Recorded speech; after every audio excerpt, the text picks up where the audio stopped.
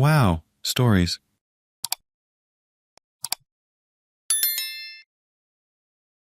Am I the idiot for blocking my girlfriend after she destroyed my handmade gift and called me a liar after not talking for a couple of days? She finally texted me asking why I haven't called or texted her. I told her the truth. I've been mad at her and trying to decide if I wanted to continue the relationship. How the fact that we were having a good time in 1 minute and then the next was pure madness reminded me of all the shoot I went through with my mother as a teen, and how I don't want to deal with that ever again.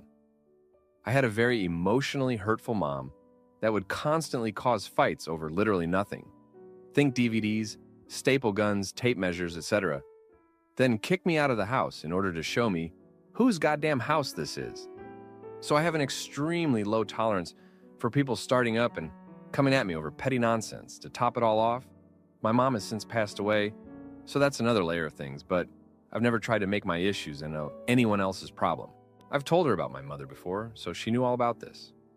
She told me she didn't mean to make me feel that way, but my flat-out refusal to show her the pictures, combined with me turning away from her when I was deleting the nudes, made her feel like I was hiding things and rejecting her. I immediately called BS because I told her we were going to keep looking through the iPod. I was just deleting my ex's nudes, and she damn well knows it. In the 2+ years we've known each other, I've never given her any reason whatsoever to doubt me or think I'm a liar. I eventually get tired of texting, so I try to call her, and she rejects the call, telling me she's not ready to speak yet. I tell her I'm done texting, so call me when she's ready to talk, and I quit replying. She starts sending me angrier and angrier messages when I wouldn't reply back. Fuck you. This is controlling. What the frick's wrong with texting? Go frick your redheaded witch. My ex in the pictures was a redhead and has been out of my life for over a decade. She then sends a picture of an action figure that's been broken apart, and I immediately knew who it was. Prison Mike. It was freaking Prison Mike, and he was innocent in all this. You see, much like myself and a lot of you, she loves The Office. So for her birthday this year, I hunted down a 3D printed Prison Mike, 1/12 scale head and little mug, combined it with a Two-Face figure's body, and spent a week painting them both. I then printed out a backdrop of the conference room, as well as pictures of the main cast, except Andy, I hate him, and made a diorama with standees of them in it for the Prison Mike figure. All combined, the thing took about 2 weeks to make, but it was fun. And when I gave it to her, she went nuts, hugging me, kissing me, calling me sweet, and saying it was one of the most thoughtful things someone's ever given her. And now she's apparently taken a hammer to it. I'm done. I don't know what the hell her problem is, and like Phil Collins, I don't care anymore. Property destruction, whether hers or mine, for any reason, especially revenge, is automatically game over for me. I'm shocked, annoyed, and confused, but still, thank you all for your interest and responses, and please pour one out for Prison Mike. He was truly da belle of da ball. P.S. Now for an update to my original post where my now ex-girlfriend and I were cleaning out my closet and found my old iPod Touch from 2010 that I haven't touched since 2013. After powering it up, my then-girlfriend and I started going through the pictures and stumbled across old nudes from an ex-girlfriend. Upon seeing what they were, I immediately turned away from her and started deleting the pictures. That pissed off my then-girlfriend and kicked off this chain of events. I hope this clarifies for people that didn't see the first post. Now, for a few comments before the update. Comment 1. Oh, 7 Prison Mike. A lot of love went into making you, and you went out saving this poor man's love life. To quote the late great, the worst thing about prison was the Dementors. OP, I'm glad you got out of prison and escaped that Dementor. Prison Mike would be proud. Comment 2. I'm sorry to see how things panned out, but I'm glad you're safely away from this person. If I may ask, given all her unhinged behavior, do you think she would have used you showing the nudes against you later? Now, for the update. Hey everyone, thanks for sticking around. After the whole Prison Mike incident, I decided to take a break from everything and everyone. I needed to clear my head and figure out what to do next. I took a week off work and went to stay with my buddy, who lives a couple of hours away. It was good to get away and have some time to think.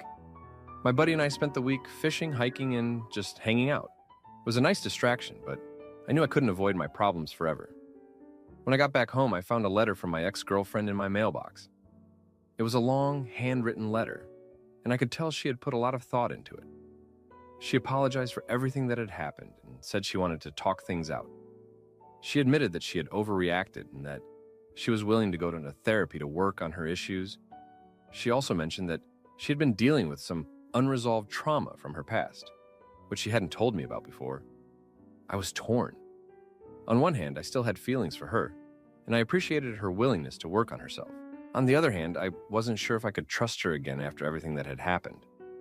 I decided to give it some more thought before making a decision. A few days later, I ran into her at the grocery store. It was awkward at first, but we ended up talking for a while. She seemed genuinely remorseful and told me more about her past. She had grown up in a chaotic household with parents who were constantly fighting and a father who was emotionally hurtful. She said that her past had made her insecure and that she often felt like she wasn't good enough. Hearing her story made me feel for her, but it also made me realize that we both had a lot of baggage to deal with. We decided to meet up for coffee a few days later to talk more. During our conversation, she brought up the idea of going to couples therapy. She said she wanted to work on our relationship and that she was willing to do whatever it took to make things right. I was hesitant, but I agreed to give it a try. We found a therapist and scheduled our first session. The therapy sessions were intense. We both had a lot of issues to work through, and it wasn't easy. There were times when I wanted to walk out and never look back, but I stuck with it. I could see that she was trying, and I wanted to believe that we could make it work. However, as the weeks went by, I started to notice, some red flags. She became increasingly possessive and would get upset if I didn't respond to her texts right away. She would accuse me of not caring about her and would bring up the incident with the iPod every chance she got. It felt like we were going in circles, and I was starting to feel suffocated. One night, after a particularly heated argument, she stormed out of my apartment.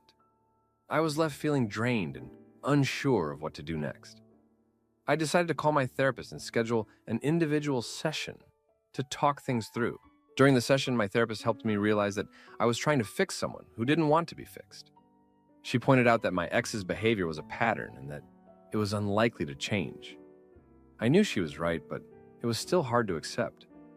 I didn't want to give up on the relationship, but I also didn't want to keep putting myself through this emotional roller coaster. I decided to take some time to think about what I really wanted. A few days later, I got a call from my ex. She was crying and said that she had been in a car accident. She was okay, but her car was totaled. She asked if I could come pick her up and take her to the hospital to get checked out. I agreed, and when I got there, she was a mess. She was shaking and kept apologizing for everything. I took her to the hospital and they checked her out. Thankfully, she was fine, just a few bruises and scratches. After we left the hospital, we went back to my place. She was still emotional and kept saying how much she needed me. I felt torn. I wanted to be there for her, but I also knew that I couldn't keep putting myself through this. I decided to be honest with her and told her that I needed some space to figure things out. She didn't take it well and accused me of abandoning her when she needed me the most. The next few days were tough. She kept calling and texting, begging me to take her back. I felt guilty, but I knew that I needed to do what was best for me. I decided to block her number and focus on my own healing. In the weeks that followed, I started to feel more like myself again. I reconnected with friends and started doing things that I enjoyed. I also continued going to therapy, which helped me process everything that had happened. I realized that I had been trying to save someone who didn't want to be saved, and that I needed to focus on my own well-being. Looking back, I can see that the relationship was never healthy. We both had our issues and we weren't good for each other. It was a hard lesson to learn, but I'm grateful for the experience. It taught me a lot about myself and what I need in a relationship.